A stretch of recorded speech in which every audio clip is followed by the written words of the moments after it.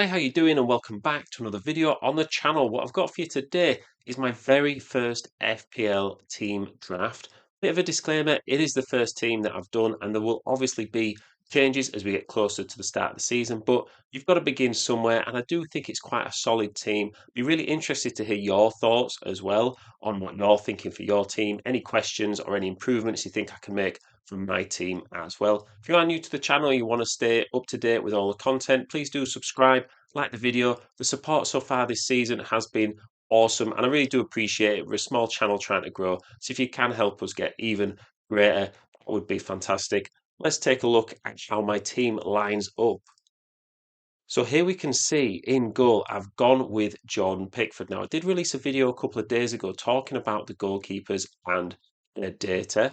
And for me, I think Jordan Pickford, whilst he is now the joint most expensive keeper, Everton do keep clean sheets, and we've seen that not only does Pickford keep clean sheets, he also makes quite a lot of saves as well. He is probably the best goalkeeper for those combined. Now, bit of a downside is that Everton are moving into a new stadium, so is their home form going to be as good as it has been under David Moyes last season? Kind of remains to be seen, but you would think they're quite a solid team regardless. So I'd like to think Pickford would stay in my team. He's one of those keepers that I sort of, if he were 5 million, I don't think there'd be any question. I'd be getting him in. 5.5 million makes me question it a little bit. If I was looking for a bit of a cheaper keeper, I think Henderson at Crystal Palace remains just as good for 0.5 million cheaper. So he is someone that I am thinking, if I wanted to save the cash, could go for him instead. Kinski from Spurs. Now, apparently, there's a bit of uncertainty as to whether Vicario or Kinski will start for Spurs this season, which one Thomas Frank's going to pick. So I think as a backup keeper, I'm not going to want three other Spurs players anytime soon. So I think having him in, it may be just of an interesting safety net, because if he does end up starting, I've got my Spurs goalkeeper. I've got two fantastic keepers on rotation. And if he doesn't, well, he's only 4 million and he's not going to take up a Spurs slot that I'm going to want later on.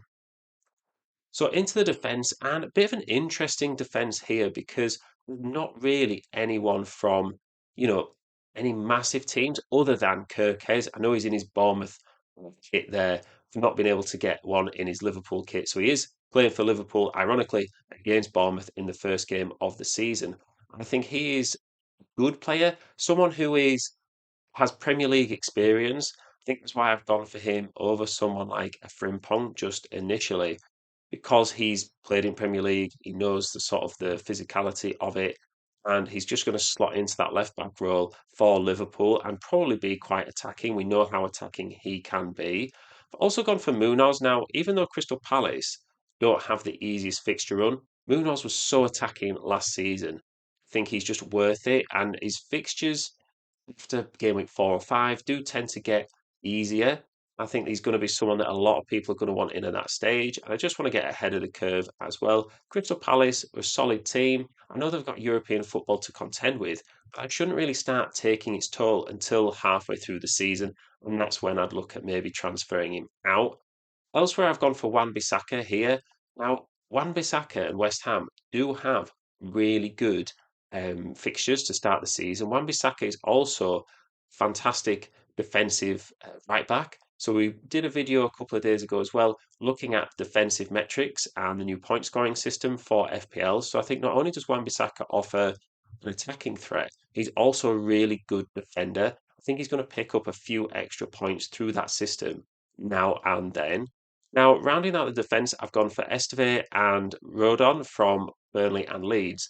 Now, that's really because A, I want cheap defenders, but B, because of this new point scoring system, I do think it's worth having a look at these players from promoted sides. We did see in the defenders video, when we looked at these defenders, that players from newly promoted teams, because they're having to defend quite a lot, whilst they're not keeping clean sheets, they are quite likely to get these extra 2 points for 10 defensive metrics, clearances, tackles, interceptions, and blocks. So I think having players from those teams is now more of a viable option rather than having someone for 4.5 million from a mid-table team or someone from like a Connor Bradley last season, say, who might not necessarily start many games, but he plays for a good team and is quite attacking. I think those players are now going to get overtaken by defenders from newly promoted teams who will be spending a lot more and therefore picking up these metrics a lot quicker and more regularly than players from higher teams in the league. I do also like the sound of Dorgu from Man United here. I think he was really attacking, but Man United do have tough fixtures to start the season, and we don't quite know how they're going to line up. We kind of want to see if they're actually going to be any good this season. But at 4.5 million, I think Dorgu is someone who you could slot into this team as well. Maybe you think, Munoz's fixtures are too tough, or you don't rate Crystal Palace this season. You could save 1 million there. So into midfield, and I did have a team. I'm going to put a video out the next couple of days where there is no Salah or Haaland in it. And I know that might seem a little bit out there, but they're so expensive. When I was rejigging this team to get Salah in, it just kind of took out completely from my bench, and I had to sell some strikers as well and some defenders just to be able to upgrade my players to Salah. So Salah is in here, and I do think he's worth getting in. I think probably you do need one of Salah or Haaland in your team. And let's face it, everyone's probably going to go with Salah just because of the fear of getting off to a bad start in FPL. Really, if you want to do well in Fantasy League, you've got to kind of get off to a good start and then just hang on and try and not fall away. So Salah is someone who has that explosiveness and the big point scoring potential that you do want, because if you don't have him at all and everyone else owns him and probably captains him, and he goes and scores 2 goals and gets an assist against Bournemouth, and you're already 30 points down, than what you would have been. So I think he is someone that probably will be in this team. It'll be interesting to see how people fit him in. Likewise for Palmer, I think 10.5 million. To have Palmer 4 million cheaper than Salah is such a bargain, really. You look at his form in the Club World Cup. He wasn't great towards the end of last season. I think overall, at 10.5 million, he's probably a must get, as is Marmoush, 8.5 million. Think, what is he, 5.5 million cheaper than Haaland?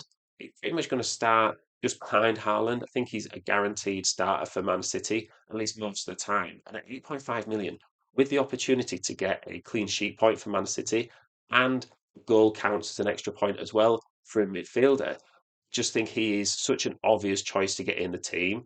I would put him in ahead of Verts 100%. I just think he's got that league experience and we know that he's going to play.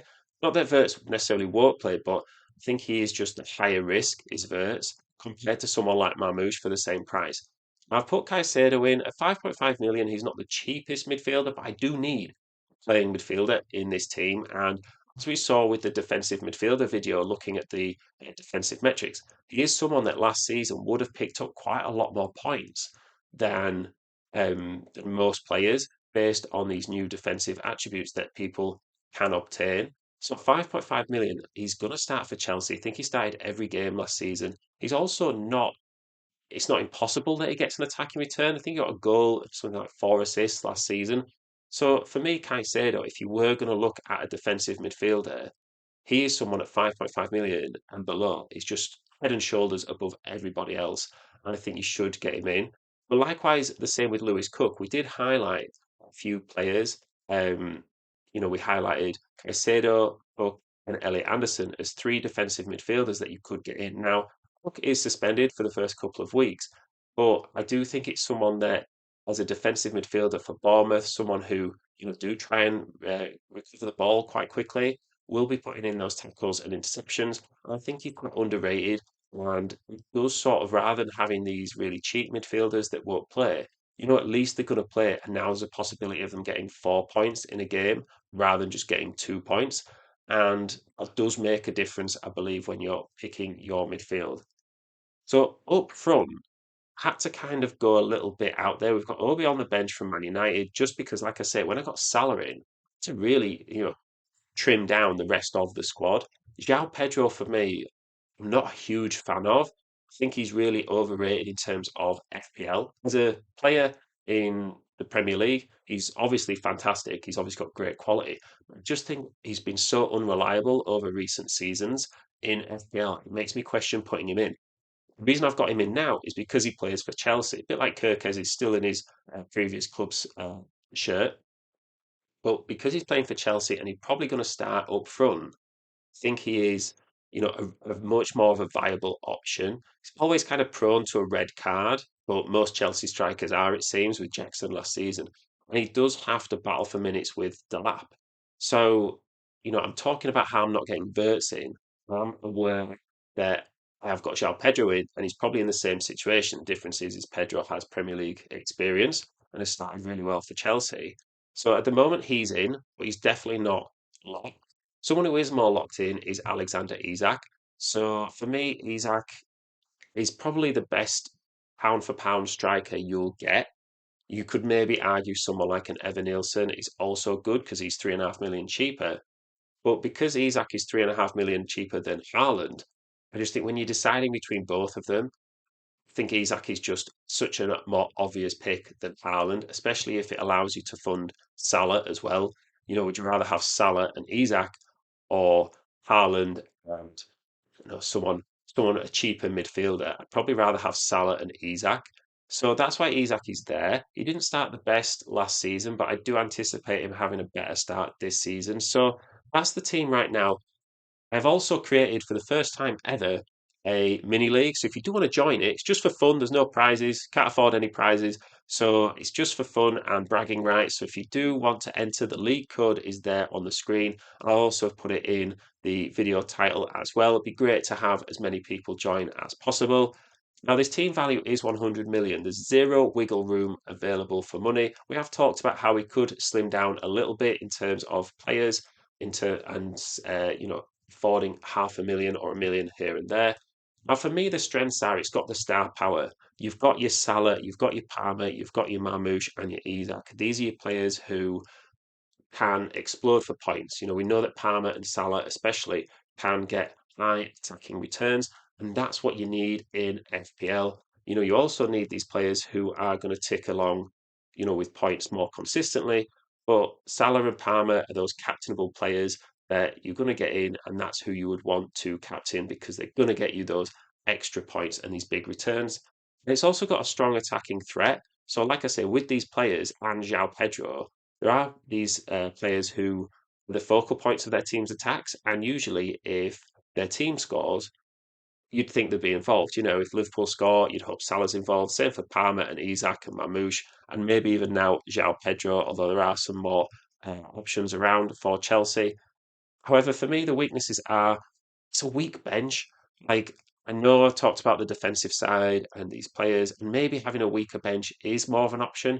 Now, the defensive metrics are more of a factor in FPL, but it would be nice to have someone coming off the bench that especially with Caicedo starting, that could provide a bit of an attacking spark and attacking potential for my team. That's the risk you run with having Salah, is it does just sort of drain money from other areas. There's also not Arsenal in this team. Last year I did have David Raya for a large part of the season, but I think, or even all the season, I think if Arsenal get a striker, would be interesting. If they sign Gyökeres, think trimming down the midfield, maybe even selling Salah, Palmer, and upgrading Pedro to Gyökeres, depending on the price, could be an option. But I think maybe Arsenal, I'm just kind of waiting to see how they all settle in, who's going to be playing where. There's also the option to get in a Gabriel or a Saliba instead of a Kirkes as well, but they just don't offer that same attacking threat as someone like a Kirkes. So yeah, let me know what you think in the comments. Really interesting to hear your opinions, any questions you've got, and likewise what you're thinking of your own team as well. So thank you very much for listening. Please do like and subscribe. Join the mini league as well. It'd be great to have you there, and I will see you in the next one.